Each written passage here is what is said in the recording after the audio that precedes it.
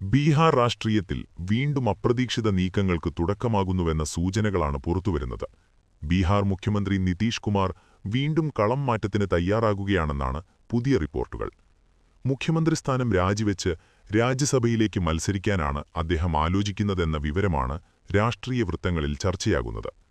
രാജ്യസഭയിലേക്ക് നാമനിർദ്ദേശ പത്രിക സമർപ്പിക്കാനുള്ള അവസാന തീയതി അടുത്തിരിക്കെ നിതീഷിന്റെ ഭാവിയെക്കുറിച്ചുള്ള അഭ്യൂഹങ്ങൾ ശക്തമായി.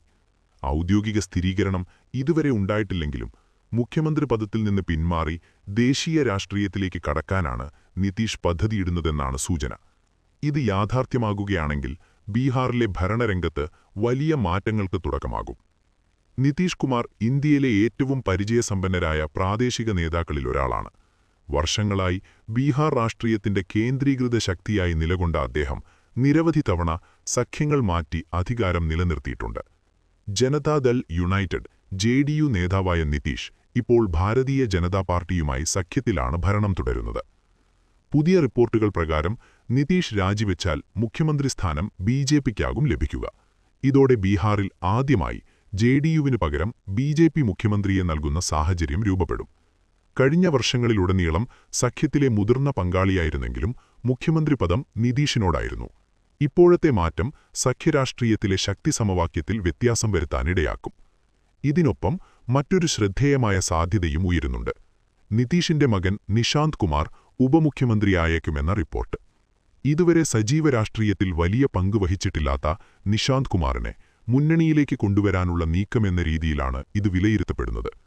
ബീഹാർ ഗതാഗത മന്ത്രി ശ്രാവൺ കുമാർ അടുത്തിടെ നിഷാന്ത് സജീവ രാഷ്ട്രീയത്തിലേക്ക് വരാനിടയുണ്ടെന്ന് സൂചിപ്പിച്ചതും ഈ അഭ്യൂഹങ്ങൾക്ക് കൂടുതൽ ബലം നൽകി. നിഷാന്തിന്റെ രാഷ്ട്രീയ പ്രവേശനം JDUവിൽ തലമുറ മാറ്റത്തിന് തുടക്കമാകുമോ എന്ന ചർച്ചയും ഉയരുന്നു. നിതീഷ് കുമാർ വർഷങ്ങളായി പാർട്ടിയുടെ ഏക കേന്ദ്രമായ നേതാവായിരുന്നു. അദ്ദേഹത്തിന് ശേഷം പാർട്ടിയെ ആരാണ് നയിക്കുക എന്ന ചോദ്യം പലപ്പോഴും ഉയർന്നിരുന്നു. ഇപ്പോൾ മകനെ മുന്നണിയിലേക്ക് കൊണ്ടുവരുന്നതിലൂടെ കുടുംബ പാരമ്പര്യ രാഷ്ട്രീയത്തിന് തുടക്കമാകുമോ എന്ന വിമർശനവും ഉയരാം. നിതീഷ് രാജ്യസഭയിലേക്ക് നീങ്ങുന്നതിന് പിന്നിൽ വിവിധ രാഷ്ട്രീയ കണക്കുകൂട്ടലുകൾ ഉണ്ടാകാമെന്നാണ് വിശകലനങ്ങൾ. ദേശീയ രാഷ്ട്രീയത്തിൽ കൂടുതൽ സജീവമാകാനുള്ള ശ്രമമാകാം ഇത്.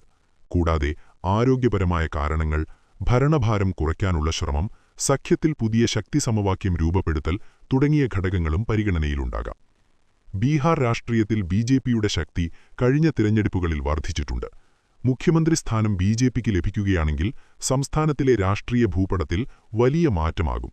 എന്നാൽ JDUവിന്റെ പിന്തുണയില്ലാതെ ഭരണം തുടരാൻ BJPക്ക് പ്രായോഗികമല്ല.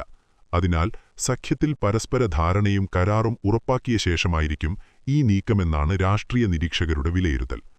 ഇത്തരത്തിലുള്ള നീക്കങ്ങൾ നിതീഷ് കുമാറിന്റെ രാഷ്ട്രീയ ശൈലിയോട് യോജിക്കുന്നതാണ്.